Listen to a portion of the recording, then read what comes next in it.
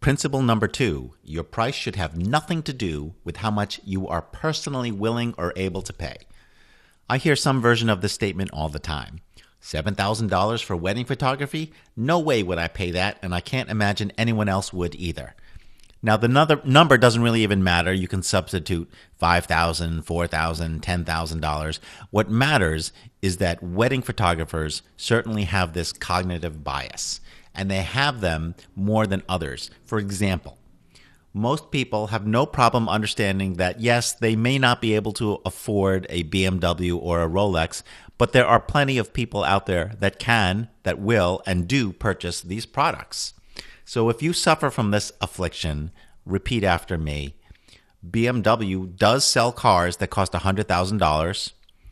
Rolex sells $20,000 watches. Sub-Zero sells $15,000 refrigerators. And yes, there are wedding photographers out there who sell $20,000 packages. There is a market for high-end products and services. What you can afford just doesn't matter. Say this to yourself over and over again whenever you find yourself running up against this cognitive bias.